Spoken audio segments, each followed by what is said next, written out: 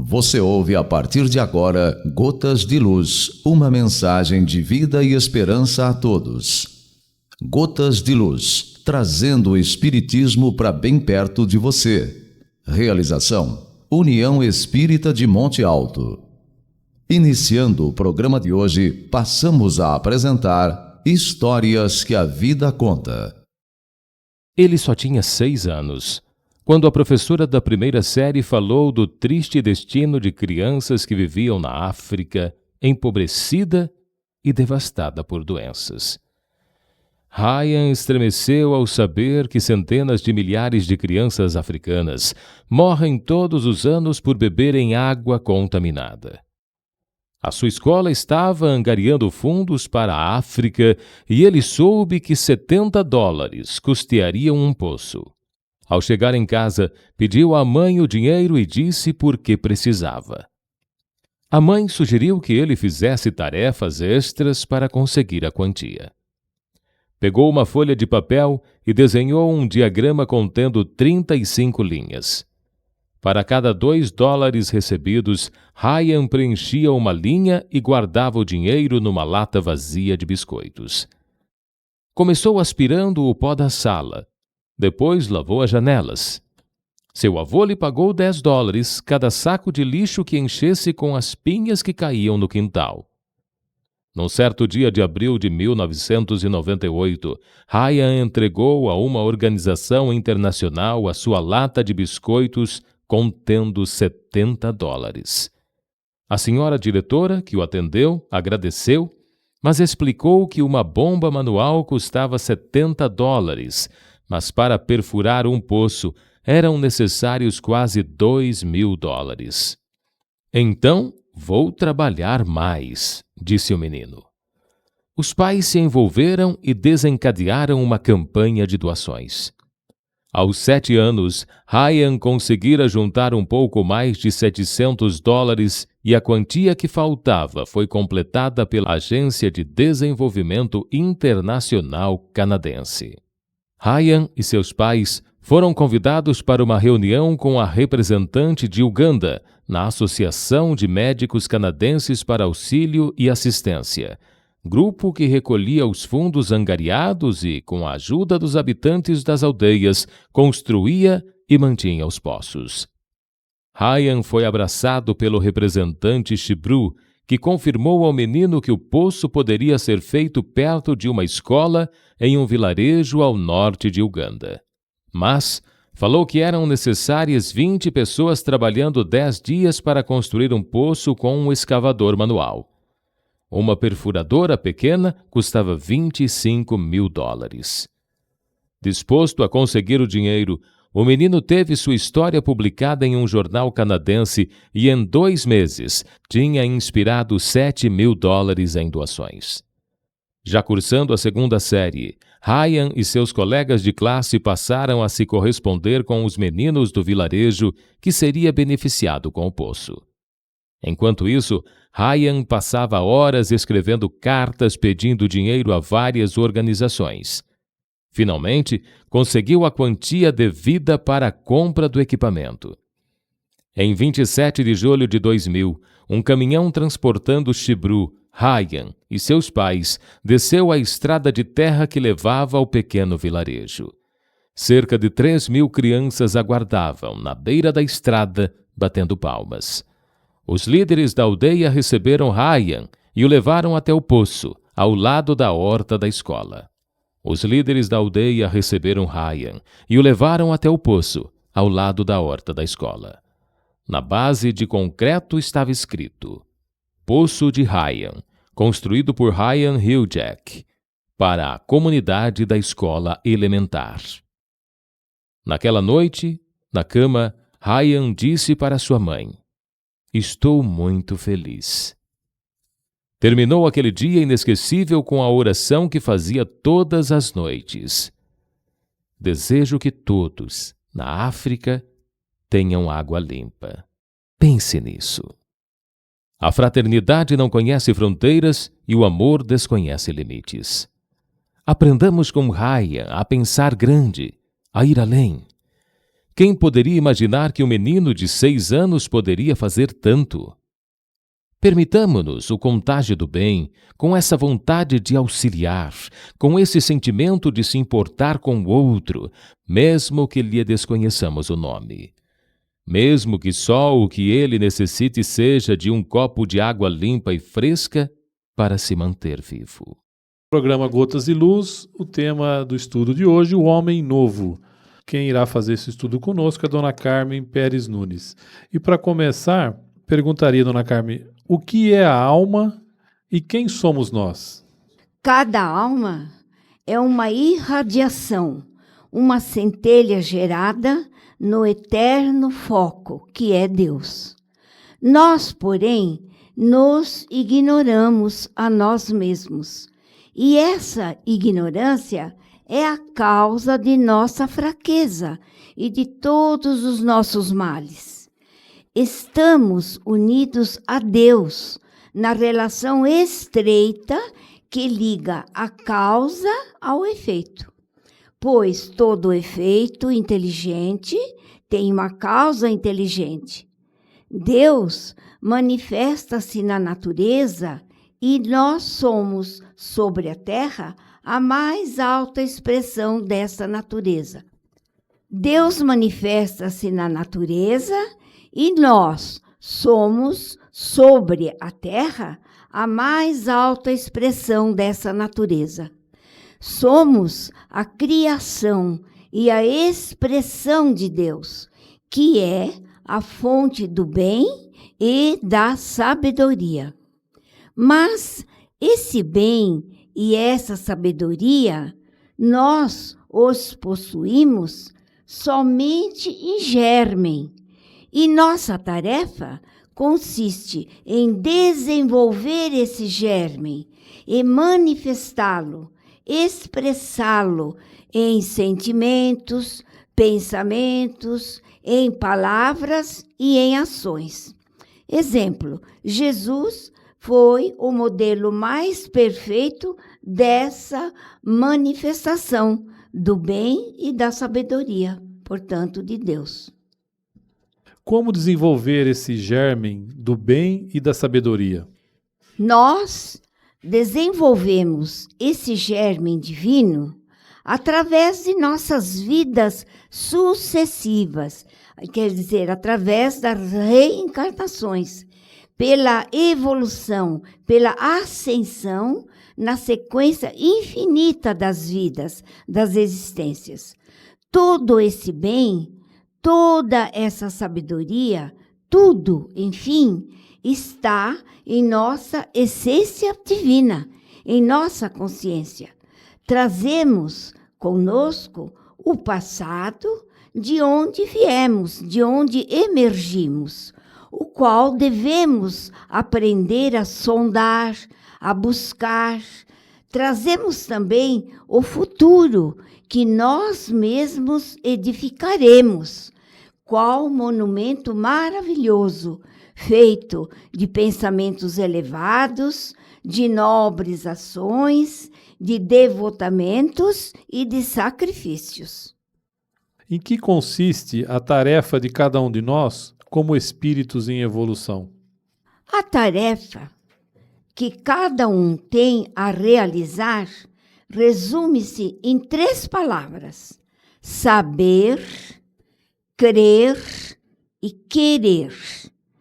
Saber que temos ocultos e inatos recursos incalculáveis, poderes incalculáveis. Crer na eficiência da nossa ação sobre os 2 mundos, o mundo da matéria e o mundo do espírito. E querer é querer o bem, dirigindo o nosso pensamento para o que é belo e grandioso, harmonizando, conciliando nossas ações com as leis divinas do trabalho, da justiça e do amor. Carregamos em nós os germes do aperfeiçoamento e, portanto, basta desenvolvê-los. palavra cujo significado linguístico é desenrolar, abrir ou libertar algo que estava envolvido, tirar o que envolve ou cobre, desembrulhar. Todavia, não carregamos somente as características denominadas rudes ou embrutecidas, mas também propriedades e atributos em germe, como solidariedade, organização, altruísmo, prudência, cooperação, empatia e outros tantos. Com a visão esclarecida a respeito dessa temática, entendemos que nenhum desenvolvimento pode ocorrer de fora para dentro. Ele sempre tem início a partir de uma potencialidade já existente em estado embrionário ou natural.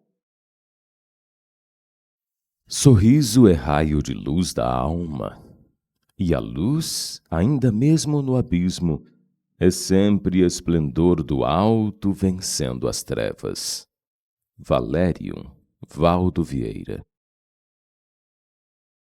Você ouve e se informa. Gotas de Luz. Tornando o programa Gotas de Luz, o tema O Homem Novo. Dona Carmen, em pleno século XXI, que poderá fazer a geração atual para colaborar com a nova era, o mundo de regeneração dos tempos chegados? Veja bem, o século XXI, como os demais, é formado de 100 anos.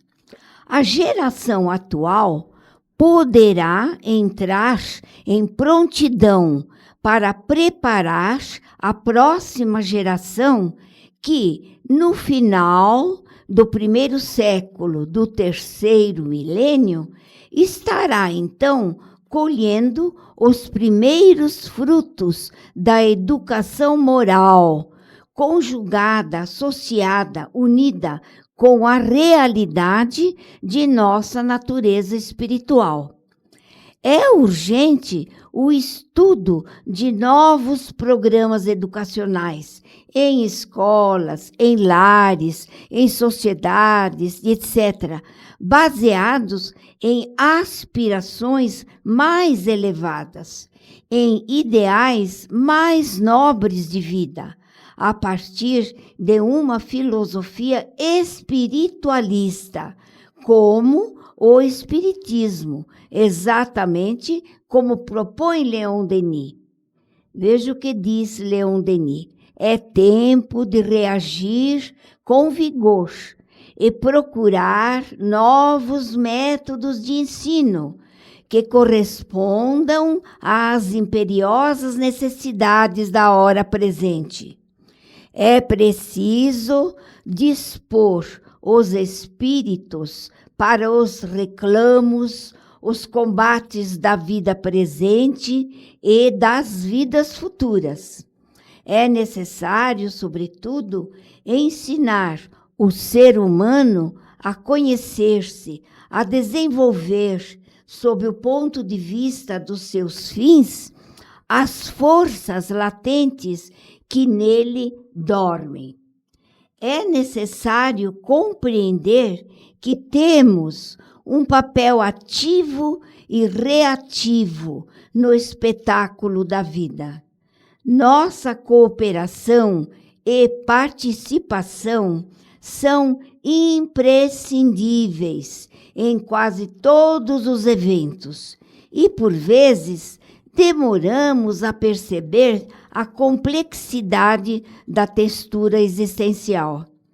À medida que evoluímos, mais valorizamos nossa ação participativa no cenário universal.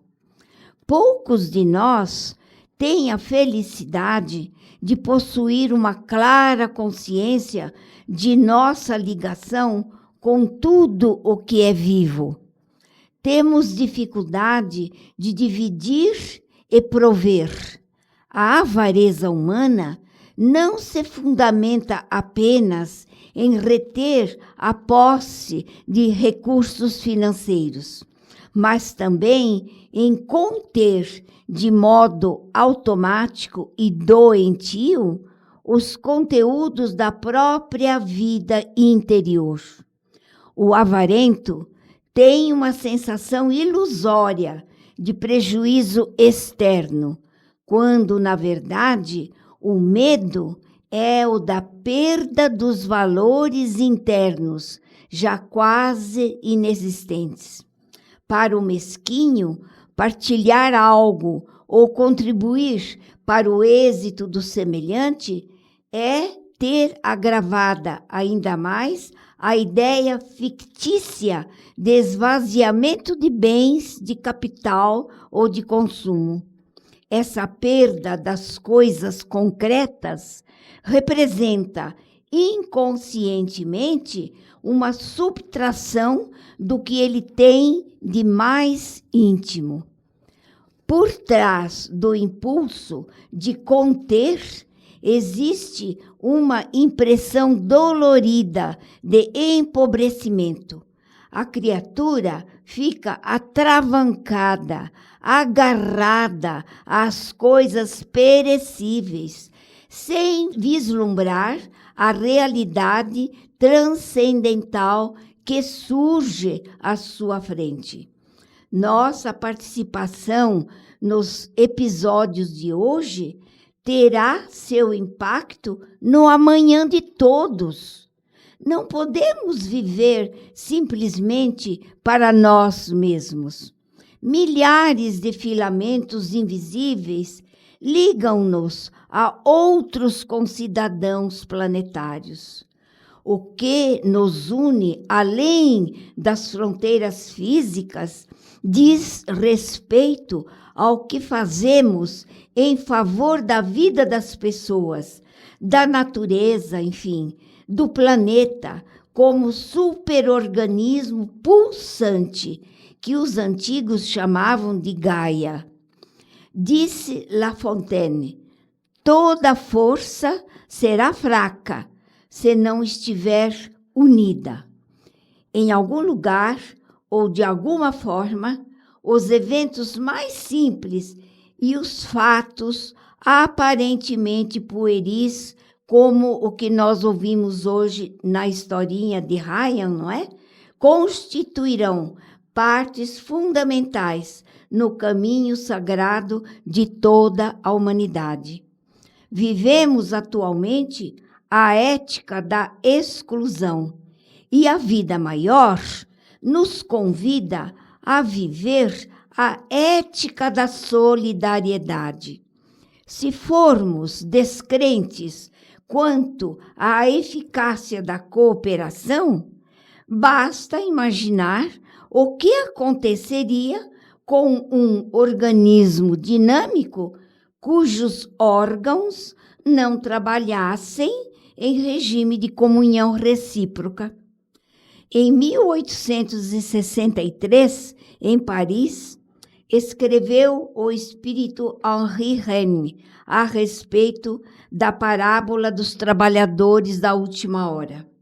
Ele diz o seguinte: tal é um dos verdadeiros sentidos desta parábola, que encerra, como todas as que Jesus dirigiu ao povo, o germe do futuro e também, sob todas as formas, sob todas as imagens, a revelação dessa magnífica unidade que harmoniza todas as coisas no universo, dessa solidariedade que religa todos os seres presentes ao passado e ao futuro. Somos parte do conjunto planetário. Quando um cresce, não é só ele quem cresce, todos crescem. Pertencemos a muito mais do que nosso círculo de familiares, parentes ou amigos. De certa forma, quando contribuímos para a tarefa de um grupo, como fez o nosso herói Ryan, não é, da historinha, beneficiamos inimaginável número de criaturas. Trabalhar em equipe reflete o desígnio e o alvo de Deus para nós. Qual a importância em conhecermos nossa verdadeira natureza espiritual e nossa unidade em Deus? Veja bem, atingindo o homem o conhecimento de sua verdadeira natureza e de sua unidade em Deus, tendo entrado essa noção em sua consciência e em seu coração, ele, o homem, se eleva até à verdade suprema.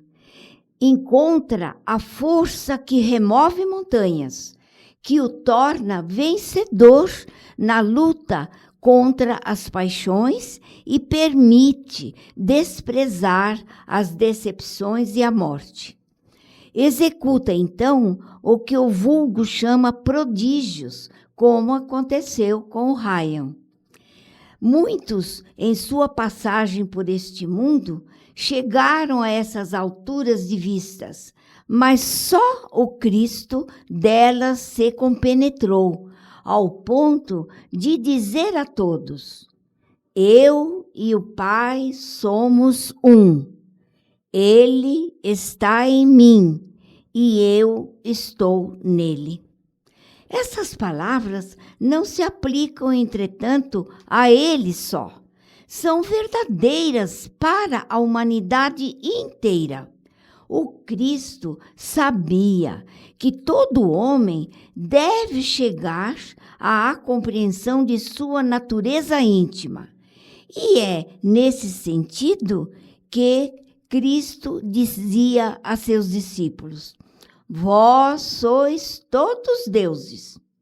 E poderia ter acrescentado: deuses para o futuro. Permitamo-nos, então, o contágio do bem, com essa vontade de auxiliar, com esse sentimento de se importar com o outro, como fez o menino Ryan, da nossa historinha, mesmo que lhe desconheçamos o nome, mesmo que só o que ele necessite seja de um copo de água limpa e fresca para se manter vivo. Dona Carmen, o que caracteriza o verdadeiro homem de bem? A vida do homem de bem é uma prece contínua, uma comunhão perpétua com seus semelhantes e com Deus, pois o universo que Deus povoou de inteligências, a fim de que o conheçam e o amem e cumpram a sua lei, ele, Deus, o enche de sua presença, ilumina-o com a sua luz, aquece-o com o seu amor. Assim agindo, o homem de bem não tem mais necessidade de palavras, nem de formas exteriores para exprimir sua fé. Ela se expressa por todos os seus atos e por todos os seus pensamentos. Ele, o homem de bem, respira e se agita sem esforço em uma atmosfera fluídica, energética, repleta de ternura pelos desgraçados, cheia de boa vontade por toda a humanidade, como fez o nosso menino Ryan, não é? A vida coletiva passa a ter intensa sensação de prazer e de alegria quando somos úteis e atuamos de modo ativo na sociedade. Precisamos uns dos outros para aliviar a dor e o sofrimento que encontramos em nossas vidas. Até nossa profissão pode ser transformada em sacerdócio quando exercida com altruísmo. É necessário encontrar o significado sagrado que existe na companhia dos outros.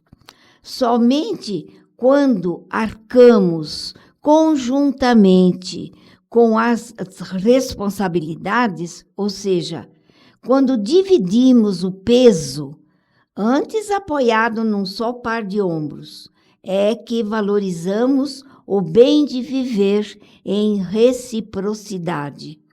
Cada vez que olhamos sob novos ângulos um fato da nossa vida, vislumbraremos esse mesmo fato com maior justeza e nitidez. Vale lembrar que, ao compartilharmos este olhar com alguém, ele atingirá outros novos horizontes e nos trará inúmeras respostas e soluções antes nunca percebidas. Poderíamos até assegurar que nenhum fato existencial é realmente integrado à vida de alguém, se vivenciado de maneira isolada e solitária. O egocentrismo desgasta a vida e o altruísmo a renova. Rogas a paz do Senhor, mas o Senhor igualmente espera por teu concurso na paz dos outros. Meimei Chico Xavier. Você ouve e se informa. Gotas de Luz. Programa Gotas de Luz, o tema desse estudo, o Homem Novo. Estamos no nosso último bloco e quem está fazendo esse estudo conosco é a Dona Carmen. E eu pergunto para a senhora, Dona Carmen, podemos afirmar, concluir que, assim agindo, o espírito constrói o próprio futuro, esse futuro feliz, mesmo tratando-se de uma criança? Perfeitamente. Nós construímos nosso próprio futuro feliz. O processo evolutivo é um processo gradual de desenvolvimento das potencialidades da alma, partindo sempre de onde a alma estava para um ponto imediatamente acima, sem dar saltos, de forma natural e gradativa. Nesse processo, que também deve ser educativo, os estímulos exteriores vão acordando gradativamente as potências já desenvolvidas no passado. É necessário, pois, acompanhar o desenvolvimento natural e progressivo da criança, oferecendo-lhe os estímulos necessários, não somente para acordar o potencial que se encontra temporariamente adormecido, corrigir impulsos mal direcionados, como também desenvolver, a partir daí, os demais potenciais da alma. Com o trabalho do presente, o espírito constrói o seu futuro. Nossa evolução ocorre através do trabalho constante e gradativo de nós mesmos. Não evoluímos, porém, apenas acumulando conhecimentos teóricos. É preciso vivenciar as próprias experiências, transformar nossos impulsos e tendências e ampliar nossas faculdades superiores. Evolução é mudança constante, cada vez um pouco mais para frente e para cima. Cada um de nós é prejudicado ou beneficiado pelas reações dos outros, as quais saíram de nós mesmos em forma de causa ou ação.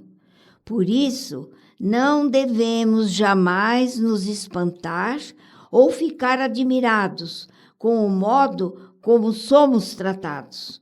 Afinal de contas, fomos os professores de todos aqueles que nos rodeiam. Se fizermos a nossa parte, espalhando ajuda e zelo, é exatamente isso que receberemos em troca. O universo, dentro e fora de nós, não é bipartido. É uma realidade só, única. Poderemos cooperar de forma generosa com o nosso planeta se nos entregarmos a esse fluxo com respeito pela unidade planetária, contribuindo assim para os nossos processos rítmicos e os da Terra. De nada adianta afirmar que todas as desventuras e adversidades de hoje são somente culpas de vidas passadas, mesmo porque, quando não aceitamos a unidade existencial, poderemos prejudicar a nossa condição evolutiva. Precisamos reconhecer que a responsabilidade ante nós mesmos, aliada ao exercício da boa vontade, materializa novas causas e, como decorrência, atrairemos novos efeitos, enriquecendo e recompondo assim nosso destino. Como justificar a facilidade para certas áreas do conhecimento, tendências, aptidões demonstradas por algumas crianças, como nós vimos na historinha de hoje? Há maior ou menor facilidade para certas áreas do conhecimento, as habilidades demonstradas, as tendências e aptidões naturais nos falam das experiências passadas em vidas anteriores. Diversas crianças com a mesma idade, expostas ao mesmo meio, responderão de formas diferentes, ou seja, a construção ou reconstrução dos esquemas mentais ocorrem com maior ou menor destreza, maior ou menor aptidão, diferentes velocidades, atingindo resultados diferentes, pois os espíritos passaram por experiências diferentes e possuem diferentes bagagens interiores. As habilidades que certas crianças demonstram por certas áreas representam o esforço construtivo vivenciado no passado. O gênio nada mais é do que o nosso irmão em estágio evolutivo superior, como Ryle nos deixou bem claro na historinha de hoje. Como ampliar a visão de educação para o futuro? Ao reconhecer a criança como espírito que retorna, trazendo necessidades individuais e um programa de vida estabelecido durante sua preparação para reencarnar, a pedagogia espírita esclarece que a interação do indivíduo com o meio social depende da bagagem que o espírito traz e da forma como se manifestará na presente encarnação. Tal visão amplia consideravelmente a ação educativa em pais, educadores, organizações, sociedade, etc. A ação educativa que deverá levar em conta as necessidades evolutivas individuais. Trabalhar o indivíduo em suas necessidades íntimas e auxiliar a sua integração com o meio social em que vive, visando sua futura integração em outros meios sociais, para ser, no futuro, o cidadão do universo, vibrando em sintonia com as leis divinas, é tarefa que nos presta a realizar. Trabalhar o individual e o social ao mesmo tempo pode parecer proposta arrojada, mas o educador do futuro, que percebe o alcance da educação do espírito, terá aí a sua linha de trabalho. Cabe notar que a importância de nossa vida na vida das outras pessoas é de cunho universal. O ato solidário consiste em auxiliarmos a quem quer que seja, por meio de uma identidade de sentimentos, sabendo que um dia poderemos precisar e ser ajudados da mesma maneira.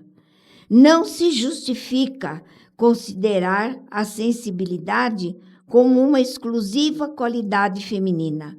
A forma como tratamos nossos semelhantes pode criar um tratamento-resposta por parte deles. Devemos colocar a empatia em ação, lembrando que os outros precisam de nosso apoio tanto quanto nós mesmos precisamos do apoio deles. Todos nós resistiremos aos solavancos da vida sem grandes embaraços se sentirmos o conforto da atenção de uns para com os outros.